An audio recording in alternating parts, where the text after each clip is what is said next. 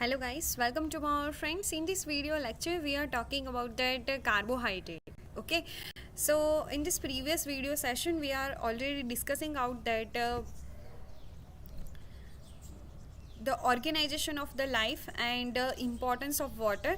Okay, in this video lecture we are talking about that monosaccharides related some of that structure and functional discussion. Okay, in this next video session we are jumping about that the oligosaccharides and polysaccharides. In this video we are briefly try out that summarize and remind out the carbohydrates introductions. Okay,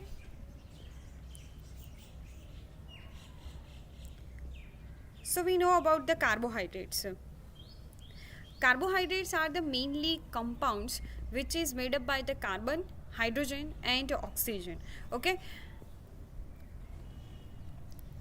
carbohydrates are also called as a hydrates or hydrated sugars. Okay, their general formula is that is CX H2XOX. Okay, जहाँ पर hydrogen और oxygen का जो ratio है ना वो 2:1 होगा. Okay, 2:1 यानी कि हाइड्रोजन सबसे ज़्यादा होगा यानी कि 2 और ऑक्सीजन कम होगा 1. 2:1 में उसकी हमेशा उसका प्रपोजन रहेगा.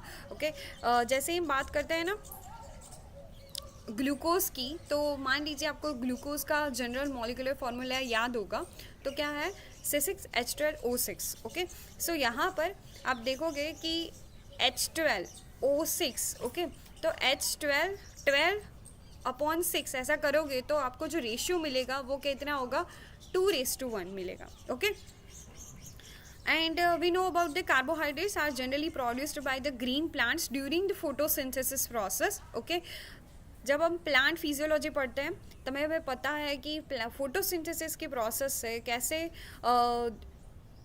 सारी साइकिल वर्कआउट करती है और ग्लूकोज जनरेट होता है C3 और C4 cycles. Okay, in this video lecture we are jumping only focus on that the carbohydrates functions. Okay, so carbohydrates are divided into the three main classes: the monosaccharides, derived monosaccharides and oligosaccharides, also the polysaccharide also.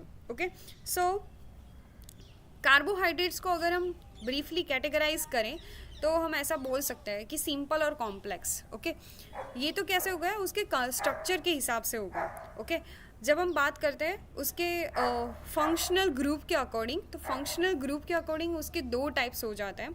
Some are that aldose sugar and some are that keto sugars. Okay, so in this simple carbohydrate sugars there are two types: monosaccharides and disaccharides. Okay, so monosaccharides which is contain only one sugar like that glucose, fructose, galactose, these are the hexose sugars. Okay, इतने ही नहीं होते, बहुत सारे होते हैं, लेकिन just आपको यहाँ पर मैं रिमाइंड करा रही हूँ कि मोनो यानी 1, डाई यानी 2 सुगर यूनिट्स एक दूसरे के साथ कुछ बॉन्ड बनाते हैं और क्या करते हैं, डाइसैकेराइड्स फॉर्म करते हैं.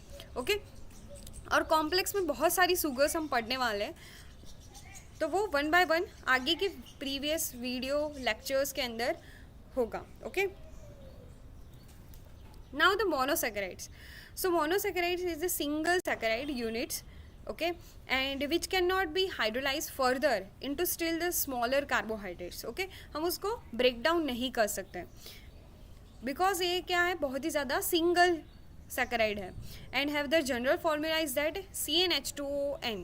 ये जो general formula है वो बहुत ही ज़्यादा important है, तो आपको ये mind में रखना है.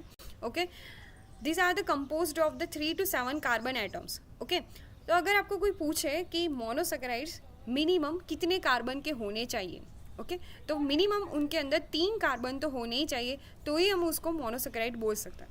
ओके, लाइक जहाँ से स्टार्ट होता है मोनोसैकेराइड वो है triose sugars. Okay, so triose there are also categorize into the 2 parts. Previously I talk about that the aldohexose and aldo triose और keto triose. Okay, so aldo यानी कि aldehyde group जहाँ पर present है CHO group, तो which is called the aldo triose. Okay, and whenever we are talking about the ketone group are present which is called the keto trioses. Then after tetrosis, pentosis, hexosis and haptosis all are that, but here we know about that कि पेंटोसिस and hexoses are the most common monosaccharides, and this is very important for that as a energy source, as a building block of molecules. Okay, all are that. So pentoses के अंदर हम पढ़ने वाले हैं ribose, deoxyribose और रिबुलोस के बारे में, और हेक्सोसिस को तो एक तो सभी को पता ही होगा, ग्लूकोज. ओके, लेकिन ग्लूकोज के साथ साथ बहुत सारी ऐसी शुगर्स हैं, लाइक दैट गैलेक्टोज है, फ्रुक्टोज है. ओके, तो यह सारी शुगर्स के बारे में भी हम पढ़ेंगे. यहाँ पर हमें सबसे पहले ये पता होना चाहिए कि दो स्ट्रक्चर्स होते हैं. जब भी हम बात करते हैं ना कार्बोहाइड्रेट्स की, तो उसमें दो स्ट्रक्चर ऑब्वियसली आपको ड्रॉ करने पड़ते हैं, या फिर उस ऐसी कोई ड्राइंग हुई पिक्चर आपको एग्जाम्स के अंदर आ सकते हैं, लाइक दैट फिशर प्रोजेक्शन या फिर होवार्थ प्रोजेक्शन. ओके, सो यहाँ पर आपके जो सामने है वो है होवार्थ प्रोजेक्शन. ओके, मेनली होवार्थ प्रोजेक्शन पर सबसे ज़्यादा क्वेश्चंस आपको डील करने होते हैं. सो यहाँ पर आप देख सकते हो कि this is the monosaccharide structure of that glucose. Glucose के अंदर 6 कार्बन होते हैं. सो यहाँ पर से हम अगर नंबरिंग करना शुरू करें तो आप देख सकते हो कि यहाँ पर 6 कार्बन हो जाता है. ओके, और this is the structural formula of that glucose. यहाँ पर उसकी जो ऑप्टिकल प्रॉपर्टी है वो भी देखने को मिलती है. ओके, स्टीरियो केमिस्ट्री यहाँ पर फॉल आउट होती है. अगर OH ग्रुप जो है वो बॉटम साइड पर हुआ, यानी कि यहाँ पर होता है, तो this is called that alpha D glucose. Okay, और अगर OH ग्रुप ऊपर चला जाता है, यहाँ पर ऊपर चला जाता है, तो this is called the beta D glucose. So alpha D glucose and beta D glucose obviously एक दूसरे में इंटर कन्वर्जन होते रहते हैं, which is called the mutarotation. क्या बोला जाता है उसको? म्यूटा रोटेशन बोला जाता है. वो भी हम आगे वाले वीडियो लेक्चर्स के अंदर कवर करेंगे कि what is the meaning of the mutarotation. Okay, then after this is the disaccharide of the maltose. Maltose के अंदर हमें पता है कि 2 ग्लूकोज यूनिट होते हैं. You can see that here the glucose units. Okay, ये ग्लूकोज का ही 2 स्ट्रक्चर है. यहाँ पर क्या हुआ है, फर्स्ट और फोर्थ कार्बन के बीच में फर्स्ट ग्लूकोज के मोनोमर के साथ दूसरा जो ग्लूकोज का मोनोमर है उसके जो फोर्थ कार्बन है उसके बीच में क्या बना है, ग्लाइकोसिडिक बॉन्ड बना है. तो this is called that alpha 1,4 glycosidic linkage of that maltose. Okay, क्यों ऐसा बोले? क्योंकि यहाँ पर देखो ये जो है वो अल्फा यूनिट है. ओके, अल्फा डी ग्लूकोज है, और ये भी क्या है, अल्फा डी ग्लूकोज है. ओके, सो अल्फा का फर्स्ट कार्बन दूसरे ग्लूकोज के मोनोमेरिक यूनिट के फोर्थ कार्बन से बॉन्ड बना रहा है, इसलिए इसको बोला जाता है अल्फा 1,4 ग्लाइकोसिडिक लिंकेज. ओके, अगर यहाँ पर बीटा डी ग्लूकोज होगा, ओके, तो उसको क्या बोला जाएगा, beta 1,4 glycosidic linkage. Okay, this is the polysaccharide structure of the starch. Okay, you can see that starch के अंदर 2 सब यूनिट्स होते हैं. एक होता है एमाइलोज और एक दूसरा होता है एमाइलोपेक्टिन. एमाइलोज जो है वो नॉन ब्रांचेड होता है, जबकि एमाइलोपेक्टिन जो है वो ब्रांचेड होता है. ओके, यहाँ पर भी आपको देखने को मिलेगा कि 2 टाइप्स के बॉन्ड देखने को मिलते हैं. Alpha 1,4 glycosidic linkage. Okay, starch भी किसका पॉलीसेकेराइड यूनिट है, तो ग्लूकोज का ही पॉलीसेकेराइड है. ओके, सो ग्लूकोज के बहुत सारे मॉलिक्यूल्स एक दूसरे के साथ alpha 1,4 glycosidic linkage linear form में बनाते हैं, as well as alpha 1,6 linkage जो है वो ब्रांचे फॉर्म में बनाते हैं. So this is called the starch. Okay, तो this is Haworth formula structures. Now talking about that all the monosaccharides are either the polyhydroxy aldolases or polyhydroxy ketosis. Okay, so ये सबसे बहुत बार हमने पढ़ा है polyhydroxy aldolases, polyhydroxy ketosis. चलो aldoses और ketosis तो समझ में आता है, लेकिन polyhydroxy क्यों बोला जाता है इसको? Why it is called the polyhydroxy? वो मुझे आपको कमेंट सेक्शन में बताना है. ओके, आप मुझे कमेंट सेक्शन में बताना कि पॉलीहाइड्रोक्सी क्यों बोला जाता है कार्बोहाइड्रेट्स को. This is very simple, okay, but sometimes we are not think about that this terminology, okay. So think about that and give me the answer in your comment section, okay. The two simplest monosaccharides are the trioses, like the glyceraldehyde and dihydroxyacetone, ओके. सो glyceraldehyde के अंदर आपको structure formula पता होगी कि उसके अंदर क्या होता है कि फर्स्ट कार्बन जो है वो एल्डिहाइड ग्रुप होता है और जो थर्ड कार्बन है वो CH2OH ग्रुप होता है. तो दिस इज कॉल्ड द ग्लिसराल्डिहाइड. उसके भी दो फॉर्म्स होते हैं, स्टीरियो आइसोमर्स जिसको बोला जाता है, कि दो आइसोमर्स उसके हो जाते हैं, D glyceraldehyde, L glyceraldehyde, okay. Dihydroxyacetone के अंदर भी दो ऐसे हो जाता है. लेकिन अगर हम बात करें कि डाइहाइड्रोक्सी एसीटोन की, तो उसके अंदर डी हाइड्रोक्सी एसीटोन और एल हाइड्रोक्सी एसीटोन ऐसा नहीं बोल सकते हैं. क्यों? क्योंकि सेकंड के अंदर जो है ना, सेकंड कार्बन के अंदर कीटोन ग्रुप होता है, वहाँ पर CHOH ऐसा ग्रुप नहीं होता है, इसीलिए इसको हम नहीं बोल सकते. लेकिन ग्लिसराल्डिहाइड को हम बोल सकते हैं डी और L glyceraldehyde. Then after the tetroses, erythrose and erythrulose which are quite rare, but erythrose takes the part in the synthesis of the lignin.